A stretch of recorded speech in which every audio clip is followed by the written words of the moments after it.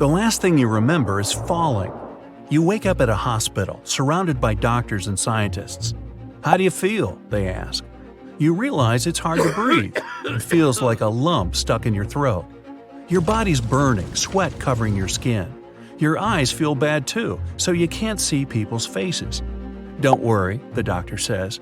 "There was an accident, but everything's all right now. You've survived." You want to say something, but words won't come out of your mouth, only a loud cough. You can't see but feel that people around are terrified. In a moment, you understand why. A sticky, dense, fibrous substance spits out instead of saliva. You start to panic, your pulse quickens. Several doctors hold you and tie you to the bed. They give you a sleeping pill and you pass out again. You have a nightmare where 1,000 little spiders cover your body completely. You're calling for help, and 4 glittering spider eyes are staring out of your mouth. You wake up screaming, but this time there are no people around. Surprisingly, you feel great. There's nothing stuck in your throat. Your body is cooled down, and you're full of energy. You get out of bed, go to the mirror, and freeze in horror. A small leather pouch has formed on your throat, right under the chin. You take 2 deep breaths to calm yourself and remember everything. You're a biologist and have spent the last few years studying spider silk. It's one of the most durable and versatile materials on Earth. A strand of web is several hundred times thinner than a human hair. It's a dense rope woven from hundreds of nanofibers.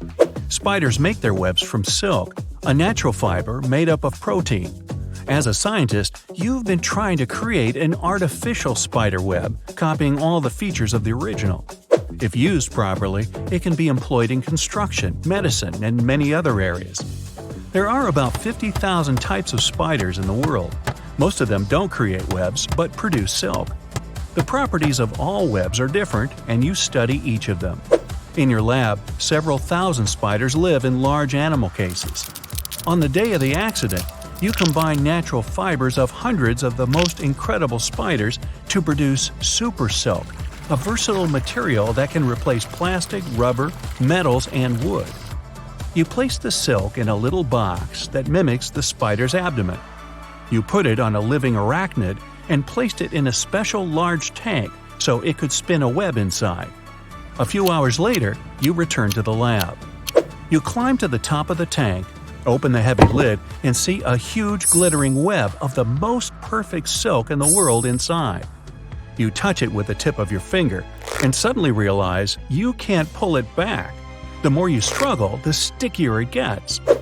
Some spiders use electricity to catch their prey. They cover their web with a special glue with electrostatic properties. This glue is immediately attracted to any objects in the air. It can be pollen, insects, and now it's your body. Thanks to this property, you can easily get tangled and stuck inside the silk. The web is wrapping around your arm and pulling you inside the cauldron. You fall in and black out. Scientists come to your room and tell you that the super silk spider wove a cocoon around your body but didn't bite you. You spent several hours wrapped in a thick cobweb before your colleagues found you in the tank. Most of the silk had been absorbed by your skin. Now your organism has synchronized with the silk and you can produce spider web. The spider glands are right next to your salivary glands now, so there's a pouch on your throat. Right now, you can spit webs, but in the future, the silk will be able to stand out from other parts of the body. You're scared, but fascinated. Can't wait to start experimenting. You go to the testing grounds close by the lab. There, you spit your webs into a thick wooden log. You stick the other end of the web to a log lying on the other side of the area. The silk is elastic. You send a light electrical discharge through the web with a shocker. The silk shrinks, and the 2 logs crash into each other. You want to test the strength. The strongest web belongs to Darwin's bark spider. Its silk is twice stronger than any other. You have also acquired the properties of this web. Assistants bring the construction crane to the testing grounds. You create a long silk line and stick it to the crane like a cable. The web lifts and holds a cement block weighing several tons. Small pouches form at the tips of your fingers. Now you can produce the web from under your fingernails and release it over long distances. You go to the lab, look out the window, and let out thin streams of silk. The web falls down but doesn't touch the ground. Small, sticky balls form at the web's ends. You understand what kind of spider you got this web from. The redback spider from Australia weaves a web with sticky silk lines that stretch to the ground like a beaded curtain. When ants or crickets hit one of these beads, the web catches them and lifts the helpless creatures into the air. Of course, you don't forget to have fun. You decide to prank your colleagues and spread these silk lines all over the lab. A couple of hours later, you see several scientists hanging in the air and asking you to stop this. You spin a web above the floor and jump on it from a height as if on a trampoline. Super silk has also given your bones and muscles strength and flexibility, so you're not afraid to hurt yourself. You wrap the silk around your palms and fingers to try to climb the wall. You put your palms on the wall, but tear the paint and plaster off and fall on the floor. Another spider feature has been discovered. You throw the web from the fingers and don't see it. If you stick this web to any object and pull it towards you, it may seem that you have telekinesis. Some spider species can produce silk that doesn't reflect ultraviolet light. That is, you're weaving a transparent web.